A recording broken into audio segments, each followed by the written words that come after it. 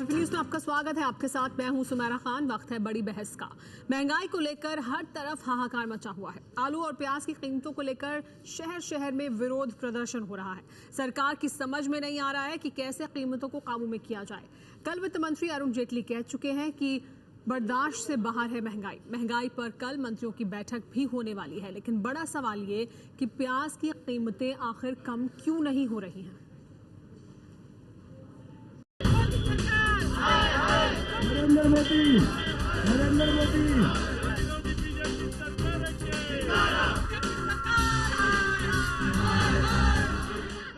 महंगाई को लेकर सरकार के खिलाफ गुस्सा थम नहीं रहा।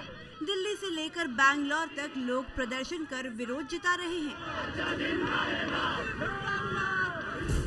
प्याज तो सलाद से गायब ही हो चुका है। अब सब्जियों में भी प्याज डालने से पहले लोग सोचने लगे हैं। दिल्ली की खुदरा मंडी की बात करें तो प्याज सफल स्टोर पर 28 रुपए और पटरी पर 40 रुपए तक का मिल रहा है। जो पहले 1 किलो प्याज खरीदता था वो अब आधा किलो खरीदता है। लोग जरूरत के हिसाब से प्याज खरीद रहे हैं और अब सोच समझकर प्याज खरीदनी पड़ रही है लोगों को। सरकार प्याज के स्टॉल लगाकर कम कीमत पर बेचने की तैयारी कर रही है। सरकार ने प्याज के निर्यात की दर बढ़ा दी है ताकि व्यापारी महंगी कीमत पर ही दूसरे देशों को प्याज बेच सके, जिसका फायदा घरेलू बाजार के ग्राहकों को हो। पहले न्यूनतम निर्यात दर $300 प्रति टन था, जिसे बढ़ाकर $500 प्रति टन कर दिया गया है। यानी करीब 30 रुपए प्रति किलो से कम रेट पर प्याज देश से बाहर नहीं भेजा जा सकेगा। लेकिन इतने के बावजूद भी लोगों को सस्ता प्याज नसीब नहीं हो रहा है। जमाखोर और काला बाजारी लोगों के खिलाफ कार्रवाई होना चाहिए। हम भी यही कहते थे, ये भी वही कह रहे हैं। भारतीय जनता पार्टी के चुनाव घोषणा पत्र में कहा है कीमतें नियंत्रित करने के लिए प्राइस स्टेबलाइजेशन फंड बनाएंगे। कहाँ है प्राइस स्टेबलाइजेशन फंड? बनाइए, जनता को राहत दीजिए, प्याज में सब्सिडी दीजिए। पहले तो हड़ताल का असर दिखा, फिर मौसम की मार पड़ी और अब जमाखोरों का जाल। सरकार भी कह रही है कि महंगाई बर्दाश्त से बाहर है, लेकिन सवाल ये है कि इससे निजात आखिर कौन दिलाएगा? A rate of inflation which in comparison to the last 2 years has somewhat come down, but still is beyond the acceptable limits. जिन इलाकों में प्याज की उपज ज्यादा मात्रा में होती है, वहां बेवक्त हुई बारिश की वजह से फसल को नुकसान हुआ है। मुनाफाखोर इसी का फायदा उठाने की कोशिश में है। 549 जगह पे हमारी टीमें गई, चेकिंग की। 12,000 क्विंटल अनऑथराइज स्टॉक हम लोगों ने रिकवर किया। 104 लोगों के खिलाफ क्रिमिनल कार्रवाई की गई। इतना अफवाह उड़ रही है कि रेट बहुत ज़्यादा बढ़ गए हैं, 40 हो गए हैं, 35 हो गए हैं, ऐसा बिल्कुल नहीं है। सरकारी अधिकारी भले ही जमाखोरी की बात को खारिज कर रहे हों, लेकिन इस वक्त की सच्चाई यही है कि आपके किचन में महंगा प्याज पहुंच रहा है। सवाल ये है कि आखिर दाम काबू में कैसे आएंगे? यही बड़ा सवाल है कि कैसे काबू में आएंगे ये दाम। और तब जबकि सरकार ये लगातार कह रही है कि स्टॉक है, जो रिटेल और थोक का भाव है उसमें फ़र्क है। कुछ सवाल भी हम आपके सामने रख रहे हैं। बड़ा सवाल सबसे यही कि प्याज सस्ता आखिर क्यों नहीं हो रहा है, इसकी क्या वजह है? जमाखोरों पर कार्रवाई आखिर क्यों नहीं हो रही है, ये भी एक बड़ा सवाल है। महंगाई हद से बाहर है तो फिर निजात कौन दिलाएगा? ये मान रही है सरकार की महंगाई हद से बाहर है, बर्दाश्त के बाहर है, निजात कौन दिलाएगा? नई सरकार पुराने बहाने क्यों दोहरा रही है? क्योंकि वही तर्क दिए जा रहे हैं जो यूपीए सरकार के दौरान दिए जाते थे महंगाई बढ़ने पर।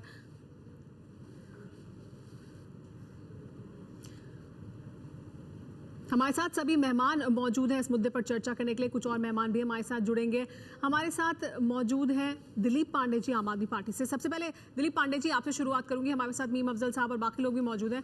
लेकिन प्याज के दाम काबू में नहीं आ रहे हैं। तर्क ये दिया जा रहा है सरकार की तरफ से कि कमी नहीं है, सप्लाई की कोई कमी नहीं है, जो ये भाव है, ये जो भाव है वो बढ़ रहे हैं जमाखोरों की वजह से। तो फिर ये दाम काबू में कैसे आएंगे?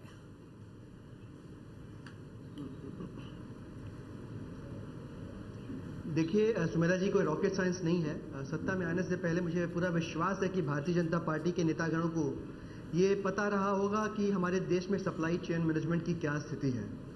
अब ये सब जानने के बावजूद जब चुनाव के पहले वायदे किए जा रहे थे तो उसमें सितारे मढ़े जा रहे थे।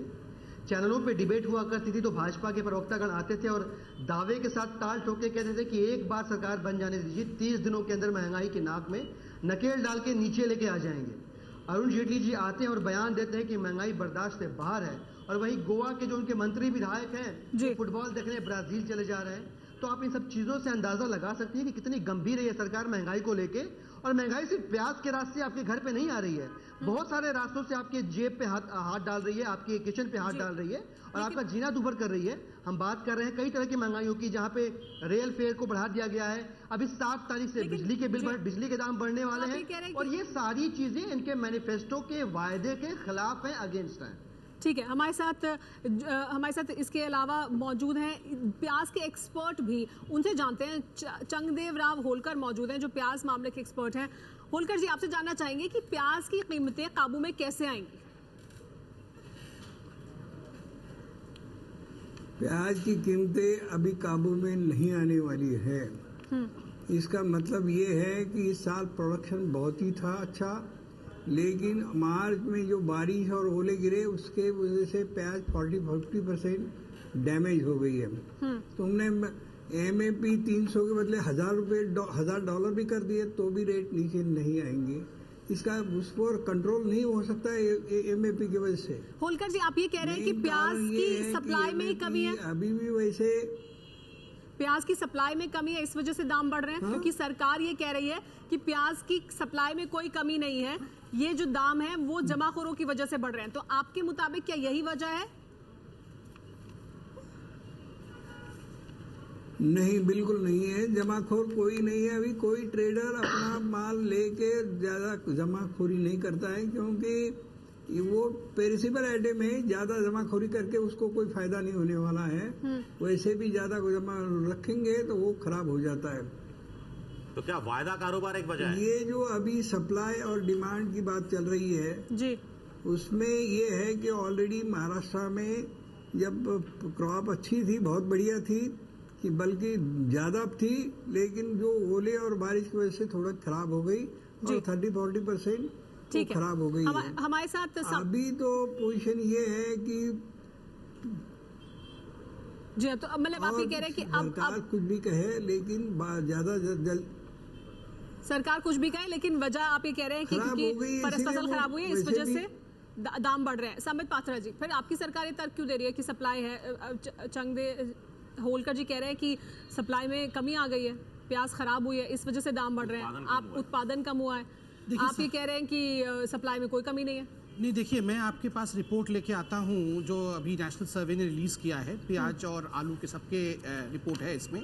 इनका कहना है the stock available at the season opening, मतलब इस सीजन के ओपनिंग में प्याज का है 3.9 million ton, 80% higher than the last year estimate. और प्रति माह 1.2 मिलियन मेट्रिक टन जो है कंजम्पशन होता है। इसलिए नेशनल सर्वे का मानना है कि लगभग 3 महीनों के लिए स्टॉक हिंदुस्तान के पास है। यही सरकार भी कह रही है। अगर तमाम एजेंसीज कह रही हैं कि ये है तो है। एजेंसीज कह रही है कि राइस का और जो वीट का है उसका भी जो बफर है जितना होना चाहिए उससे डबल है। कहीं ना कहीं स्पेकुलेशन और होर्डिंग का इसमें मामला है। हमने बहुत सख्त कदम उठाए हैं और आज जहां तक महंगाई का सवाल है, हमारे साथ एक्सपर्ट भी मौजूद है, उन्हीं से जान लेते हैं। होलकर जी, आपने सुना संबित पात्रा को, वो कह रहे हैं कि सफिशिएंट है सप्लाई, तो 3 महीने के लिए बहुत है, किसी भी तरह से कम नहीं है प्याज की सप्लाई।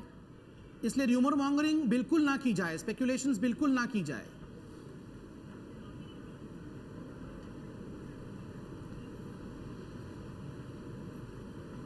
अभी स्टॉक बहुत है ऐसा जो आप कह रहे हैं, और सप्लाई में कोई कमी नहीं है, और 3 महीने नहीं 4 महीने के लिए ये प्याज चलेगा। लेकिन प्याज की क्वालिटी इस टाइम ज़्यादा कीपिंग क्वालिटी नहीं है, और इसीलिए किसान भी मार्केट में ला रहा है, लेकिन ज़्यादा दिन नहीं चलेगा। ठीक है। और ये जो अभी चल रहा है कि ज़्यादा से ज़्यादा सितंबर तक प्याज चलेगी, वैसे कोई बात नहीं है। कि वो स्टॉक जो है महाराष्ट्र में कम से कम 12-13 लाख टन का स्टॉक है, और डेली एक ही नासिक डिस्ट्रिक्ट के मंडियों में 10,000 टन पर डे अराइवल है। और वैसे भी एक्सपोर्ट तुमने MAP बढ़ा दी, कुछ हुआ? तो एक्सपोर्ट कुछ हुआ ही नहीं है। ज्यादा इस वक्त धर्मेंद्र प्रधान कुछ कह रहे हैं, ये सुनते हैं। एक्सपोर्ट हुआ है 3 लाख के आस जी। ओडिशा देश बहुत महत्वपूर्ण प्रकल्प, तार गोटे सविशेष समीक्षा आज करागला। खूब शीघ्र यार रिफाइनरी उद्घाटन हो, लोकार्पण हो। या पूर्वतन प्रधानमंत्री माननीय अटल बिहारी वाजपेयी शुभ देते।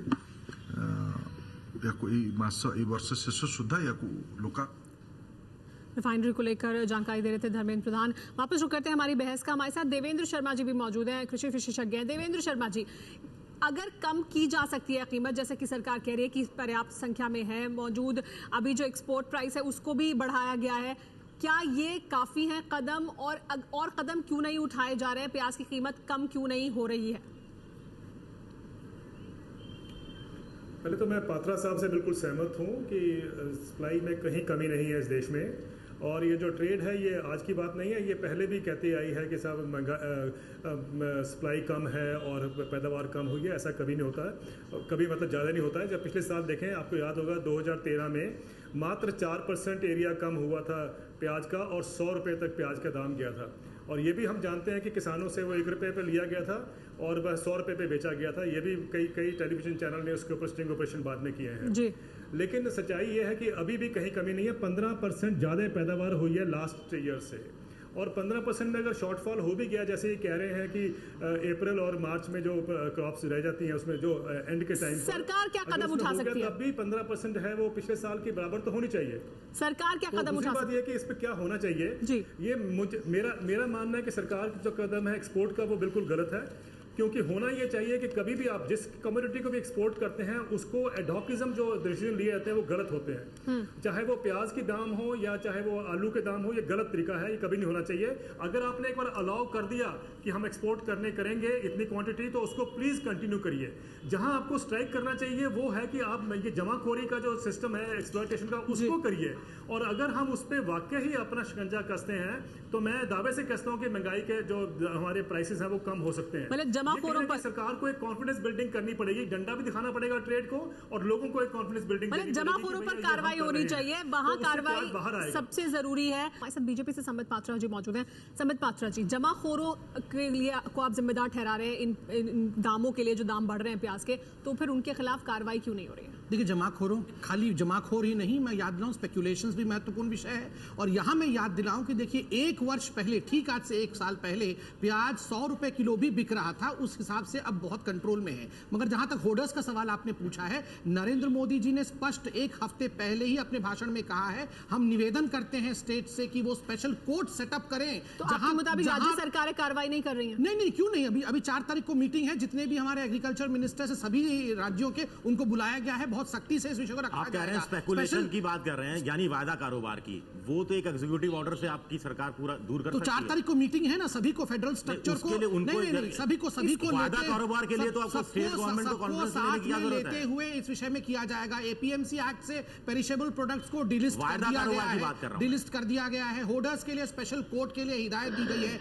और अभी तक 35,000 रेड्स, जनवरी से बता रहा हूं वैसे, क्योंकि जो रिलीज हुआ है 35,000 रेड्स अभी तक हुए हैं, जिसमें 6,000 लेकिन उसके बावजूद जमाखोरी एक बड़ी वजह है। मीम अफजल साहब हमारे साथ मौजूद हैं। मीम अफजल साहब, आप सुन रहे हैं संबित पात्रा जी, वो कह रहे हैं कि सब कुछ कर रही है सरकार, मतलब जमाखोरों पर भी कार्रवाई हो रही है, जो बैठक होने वाली है उसमें और फैसले लिए जाएंगे, और नरेंद्र मोदी ने राज्य सरकारों से आग्रह किया है। तो वही तर्क हैं सारे जो पहले आप लोग भी दिया करते थे। इनके समय 100 रुपए किलो था, हमारे समय 25 रुपए। लेकिन तर्क वही दे रहे हैं आप भी, महंगाई प्याज की होने को जो लेकर वो देते थे।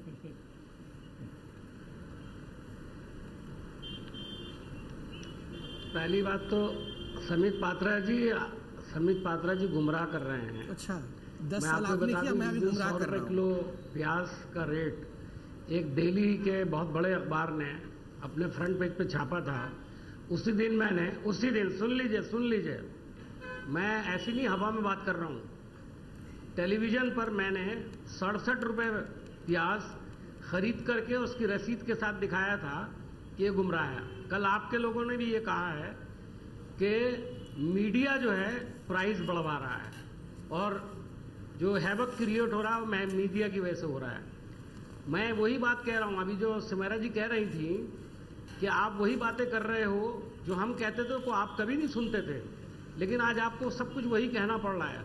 बिल्कुल नहीं, अलग कह रहे हैं। ये जो आपने छापे मारे हैं, तो कल आपने बहुत सारे छापे मारे, आज दिल्ली में रेट कम हो गया, 3 रुपए ज्यादा हो गया है। ये बता दूं आपको, चेक करके बता रहा हूं। मैं बाहर मंडी में पूछ करके और रिटेल की दुकान पर पूछकर आपको बता रहा हूं, 3 रुपए प्याज ज्यादा बिक रही है। आपके घर में शायद किसी ने सस्ती पहुंचा दी हो, तो मुझे नहीं मालूम है। दूसरी अहम बात बता दूं आपको मैं 5 स्टेट से मेनली प्याज आती है दिल्ली में, इस वक्त 2 स्टेट से आ रही है। नंबर 1 95% प्याज इस वक्त राजस्थान से आती है, आ रही है। 200 ट्रक आते थे, इस वक्त सिर्फ 70 ट्रक आ रहे हैं। अगर प्याज की कमी नहीं है तो होर्डिंग हो रही है राजस्थान के अंदर, वहां कितने छापे मारे, कितने और महाराष्ट्र में, और महाराष्ट्र में चेक किया कि महाराष्ट्र में क्या हो रहा है? ट्रक रोज दिल्ली आएंगे। मीम अफजल साहब, वहाँ तो आपकी सरकार है, वहाँ क्या हो रहा है? लासागांव सबसे बड़ा प्रोड्यूसिंग मार्केट है, उसके बारे में नहीं बता रहे हैं। क्या हो रहा है? नहीं आ रही है सुमेरा जी। मगर महाराष्ट्र सबसे बड़ी मंडी है, लासलगांव, नासिक, वहाँ क्या हो रहा है? वहाँ सबसे ज्यादा बड़े हैं प्याज के दाम। तो हमारी सरकार को भी छापे मारना चाहिए। 167% बढ़े हैं। देखिए, मध्य प्रदेश, राजस्थान, बिहार 5, मैं वही तो कह रहा हूँ आपको जी कि वहां भी मैं उत्तर देखिए, मैंने कहा है आपको, मेनली जो आज इस पूरा डिस्कशन हो रहा है और आज ज्यादा जो चीजें आ रही हैं वो दिल्ली के रेट को लेकर आ रही हैं। पूरे देश के अंदर भी अलग अलग रेट हैं, लेकिन दिल्ली की बात मैं आपको बता रहा हूँ। दिल्ली में जो मार्केट में आपने दिल्ली में कल आपके हिसाब से तो ये हुआ कि केंद्र सरकार इस महंगाई के लिए जिम्मेदार नहीं है, वो राज्य सरकारें जिम्मेदार है जो होर्डिंग के खिलाफ कार्रवाई नहीं कर रही। मंडी में आती है, मंडी से उठ जाती है। नहीं तो फिर मीम अफजल साहब, जो विजय सवाल पूछ रहे हैं उसका जवाब दें। तो आपके मुताबिक केंद्र सरकार जिम्मेदार नहीं है, राज्य सरकारें जिम्मेदार है जो होर्डिंग कर रही है, जो होर्डिंग के खिलाफ कोई कार्रवाई नहीं कर रही कि आज नहीं, मैं बिल्कुल सही कह रहा हूं। मैं ये कह रहा हूं कि होर्डिंग के खिलाफ कार्रवाई हर सरकार को करनी चाहिए। मुझे नहीं मालूम महाराष्ट्र में कितने छापे मारे, अभी जो इन्होंने बताया है समित पात्रा जी ने, यही बताएंगे कि महाराष्ट्र में कितने मैं बता रहा हूँ, मैं सब कुछ बोलूंगा, जैसे मौका मिलेगा मैं पूरा बोलूंगा। सबसे ज्यादा मीम साहब, मैं सुमेरा जी को वो कागज सबमिट कर रहा हूँ। चलिए जानकारी लेंगे समित पात्रा की। मीम साहब, मैं कागज सबमिट कर रहा हूँ जहाँ लिखा हुआ है कि सबसे ज्यादा रेट गुजरात और तमिलनाडु में पड़ा है, जिस गुजरात को आप हिंदुस्तान का हिस्सा भी नहीं मानते थे थोड़े दिन पहले। पता नहीं मोदी जी क्या कर रहे हैं। देखिए सुमेरा जी, मैं सबमिट कर रहा हूँ आपको। और एक सबसे महत्वपूर्ण विषय देखिए, आज समित पात्रा जी, लेकिन उसके बावजूद प्याज के दाम कम नहीं हो रहे हैं, ये सब होने के बावजूद। प्रेम शुक्ला जी भी मौजूद हैं, शिवसेना का पक्ष रखेंगे। प्रेम शुक्ला जी, प्याज को लेकर ये कहा जा रहा है कि सप्लाई भी है, कहा जा रहा है कि इसमें कोई दिक्कत भी नहीं है, जमाखोरों के खिलाफ कार्रवाई भी हो रही है, कितने छापे मारे बता दिया संबित पात्रा जी ने, फिर प्याज की कीमत कम क्यों नहीं हो रही है?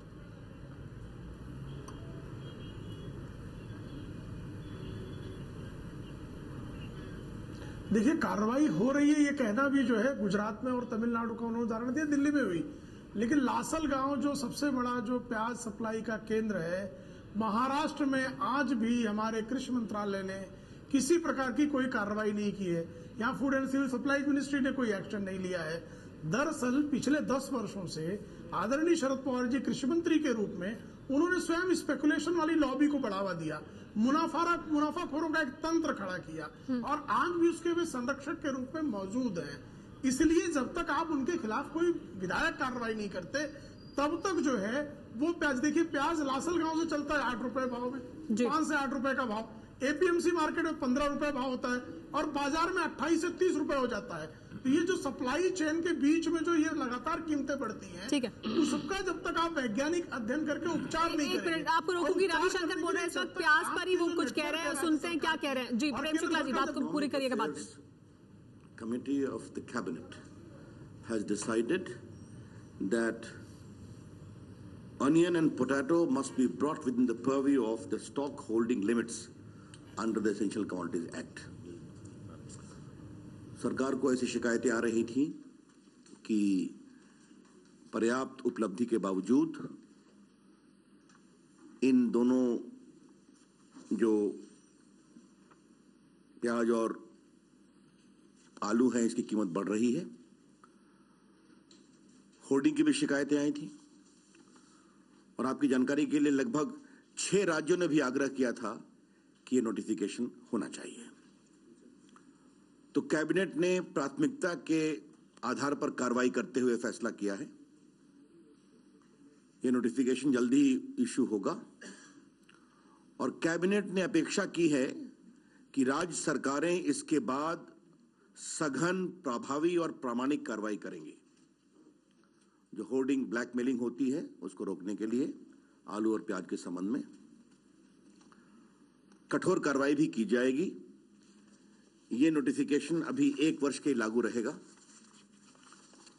और किस प्रदेश में स्टॉक लिमिट आलू और प्याज का क्या होगा, ये निर्णय राज्य सरकार ही करेंगी। ये वहां की परिस्थितियों के अनुसार बंगाल में क्या होगा, बिहार में क्या होगा, दिल्ली में क्या होगा, छत्तीसगढ़ में क्या होगा, मध्य प्रदेश में क्या होगा, त्रिपुरा में क्या होगा, ये स्टॉक लिमिट्स राज्य सरकारें तय करें। While the government of India is going to issue the notification shortly, consequent upon this cabinet decision of great importance, the cabinet has expected that the state governments will take firm and effective measures against hoarding, and therefore there's a need for fixing a limit of stock, both in respect of onions and potato. And we expect that the state governments concerned, in view of this notification, will issue the stock limit notification in different states as per their requirement, and effective action shall be taken. ये मुझे एक पहली सूचना आपको बतानी थी। दूसरा, एक निर्णय किया गया है कि 50 लाख टन अतिरिक्त चावल बीपीएल और अबव पॉवर्टी लाइन परिवारों के लिए राज्यों में और प्रदेश में जुलाई 2014 से मार्च 2015 के लिए इसको रिलीज किया गया है। 50 लाख टन चावल बीपीएल के परिवारों के लिए, एपीएल परिवारों के लिए दिया गया है 1 वर्षों के लिए। वो एक दूसरा फैसला हुआ है। जहां जहां फूड सिक्योरिटी एक्ट लागू है वहां पर ये नहीं लागू होगा, आपको मालूम है, वो कानून की आवश्यकता है, वो उसका प्रावधान होता है। तो ये मुझे आपको एक दूसरा विषय बताना था जो कैबिनेट ने दूसरा महत्वपूर्ण फैसला किया है गरीबी रेखा से रहने वाले लोगों के लिए और उसके ऊपर से भी रहने के लिए। एक तीसरा निर्णय जो हम लोगों ने किया है, ये हिंदुस्तान के पेटेंट रिजीम को मॉडर्नाइज करने के लिए जो हमारे ऑफिस हैं उसको 309 करोड़ रुपए के खर्चे से हम और मॉडर्नाइज करने जा रहे हैं। MSIPO 5 वर्षों का एक ओवरऑल प्रोजेक्ट है। उस पूरे स्कीम को बोलते हैं MSIPO को modernisation and strengthening of intellectual property offices. तो भारत अगर व्यापार का केंद्र बन रहा है तो यहाँ के पेटेंट लॉ, उसकी व्यवस्था अच्छी होनी चाहिए, कंप्यूटराइजेशन होना चाहिए, बिल्डिंग अच्छी होनी चाहिए। इसके लिए कैबिनेट ने 309.60 करोड़ रुपए की राशि स्वीकृत की है। मुझे ये बताना था आपके विचार के लिए। तो मित्रों, ये महत्वपूर्ण फैसले cabinet committee on economic affairs में हुए हैं। जो कैबिनेट का फैसला था वो मैंने आप लोगों को बता दिया। Now I am open two questions. Sir, महंगाई को लेकर बार-बार ये कहा जा रहा है कि जो आप लोग एक चीज कम करते हैं तो दूसरी चीज बढ़ाते हैं, कभी गैस बढ़ाते हैं, कभी पेट्रोल बढ़ाते हैं, लोगों को राहत नहीं मिल रही। लगातार कांग्रेस की तरफ से आंदोलन देश भर में जारी है। 10 वर्षों से देश को परेशान करके कांग्रेस पार्टी 1 महीने से सड़कों पे आई है। तो ये जो 1 महीने की परेशानी है उनके 10 वर्षों के कुशासन का फल है, जिसको हम ठीक कर रहे हैं। गवर्नेंस के मामले में, इकोनॉमिक मैनेजमेंट के मामले में, देश की अर्थव्यवस्था के मामले में। यस राघवेंद्र, एक सेकंड। सर, ये which are these 6 states who sought this notification? I think I have noted. You will just correct me if I am. Delhi, Chhattisgarh, Madhya Pradesh, Mizoram, Tripura, Bengal. Is it okay, Mr. Also, Yes. An additional question to that. Does the center, do you have any specific inputs in states where hoarding is at an all-time high? No, surely. The point is, I will not go into a specific of complaint, but the very fact that state governments have made a request shows the urgency. And the government has realized that these 2 items, hoarding must stop. There should be no reckless hoarding of these 2 items. Therefore, the stock limit is important, hence the notification. Yes, please. What will be the implication of putting these 2 items under the stock holding limit? Could you please explain? You cannot stock beyond a limit. As simple as that. because if you cross that limit, the legal consequences follow. To anyone. Obviously, it will not be applicable in the case of individual families. But if an individual family is having 500 metric tons of potatoes, it may give rise to questions. Yes, Lakshman, please.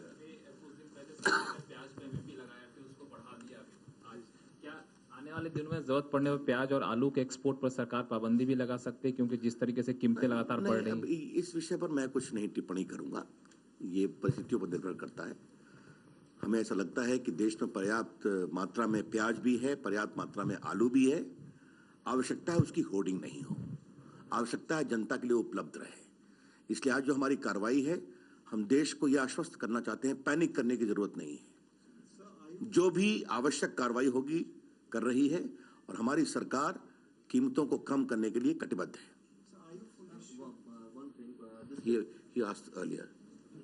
Go ahead. No, just wanted to know, sir, are you fully convinced that this is hoarding alone? Because there were reports of, there are 3-4 onion crops in a year, and there were reports that, the latest crop had been damaged because of... Some would have been damaged, but yes, I don't say that the stock position is critical. The point is, state governments have made a request, you must understand, and we have to work in a team. The 50 lakh tons rice that you have given additional, is it over and above the one which you have given the last few weeks back for APL and BPL families? They were released 50 lakh tons. These were released, the cabinet has affirmed that. Okay. And this onion thing, when was this removed from the Essential Commodities Act? When was this? Any idea? Tell me. So the control order remained in force from 1999 to 2004. Control order was lifted in 2004. It has been reintroduced today. मेरे ख्याल में 99 से 2004 तक ये था। बाद में बताया गया कि शायद इसकी जरूरत नहीं है, जहां मैंने सुना है, और शायद इसकी परिधि में ये आ सकता है, नहीं आ सकता है। इसको लेकर विसंगति थी। There was a state of confusion also. This is how I see it. But we don't want to go into the past. Today we feel there is a need to impose it. The state governments have also made a request and we have done it. Yes, Himanshu. Sir, 17 जून को अरुण जेटली साहब ने बहुत सारे measures को announce किया था finance ministry में, और स्टेट्स को कहा गया था ब्लैक मार्केट के खिलाफ आप कार्रवाई करें। ऐसा लगता है कि 14-15 दिन के बाद फिर से कीमतें बढ़ रही हैं, और जो खौफ था जिसका असर 2-3 दिन तक दिखा था प्याज पर विशेष तौर पर, वो खौफ लगता है फिर से खत्म हो गया है, और राज्य सरकारें कार्रवाई भी करती नहीं दिख रही हैं। 1-2 राज्य को अगर हम छोड़ दें तो कहीं कोई रेड उड नहीं हुआ है। एक केंद्रीय मंत्री के रूप में मेरे लिए उचित नहीं होगा कि किसी में राज्य सरकार की आलोचना करूं। राज्य सरकारों का भी आग्रह आया था और हम लोग को मिलकर काम करना है। हाँ, इतना मैंने अवश्य बताया कि आज पूरे कैबिनेट में इस बात पर बहुत गंभीरता से चर्चा हुई है कि राज्य सरकारें अब कठोर कार्रवाई करें। ये नोटिफिकेशन बस कल तक इश्यू हो जाएगा, इसलिए अब कार्रवाई करने में कोई कठिनाई या असमर्थता नहीं होनी चाहिए, और ये प्रामाणिक कार्रवाई होनी चाहिए, क्योंकि हम सबों को, जनता और उपभोक्ताओं को सहूलियत देनी है। ये हम सबों का सामूहिक दायित्व है। ये फैसला किया गया कि स्टेट्स ये फैसला करेंगे कि स्टॉक लिमिट कितनी हो, तो क्या कुछ गाइडलाइंस कुछ बताया गया है? अब ये राज्य सरकारों पर भरोसा करना चाहिए। स्वाभाविक है, जो त्रिपुरा की गाइडलाइन होगी वो मध्य प्रदेश की नहीं हो सकती है, जो मिजोरम की होगी वो बंगाल की नहीं हो सकती है। तो इसलिए ये विवेक छोड़ा गया है राज्य सरकारों के ऊपर। ये भी देखा गया है कि जो थोक की प्राइसेस और रिटेल प्राइस है, खासतौर पे प्याज के केस में, उसमें बहुत ज्यादा फर्क है, फासला है। उसको ठीक करने के लिए कुछ किया जाए? ये देखिए, कई चीजें तो सख्ती से भी आएगी, कई चीजें सप्लाई साइड से ठीक होंगी, और ये जो आज का नोटिफिकेशन है वो सप्लाई साइड के प्रॉब्लम को भी एड्रेस करने का एक माध्यम है। ये मैं आपसे कहना चाहता हूँ। Yes, please. Has been one of the worst month in terms of rainfall that we have seen. So is the government ready with a contingency plan, and if so, by when do you think this contingency plan? तो राज्य तय करेंगे कि कितना आलू और प्याज का स्टॉक होगा। ये गेंद केंद्र सरकार की तरफ से राज्यों के पाले में डाली गई है, लेकिन एपीएमसी एक्ट से बाहर लाया गया है आलू और प्याज को। आलू और प्याज का एक निर्धारित सीमा के आगे स्टॉक नहीं किया जा सकेगा, लेकिन ये सीमा राज्य सरकारें खुद तय करेंगी। अब किसान आलू और प्याज कहीं भी बेच सकते हैं, वो मंडी से बंधे नहीं होंगे।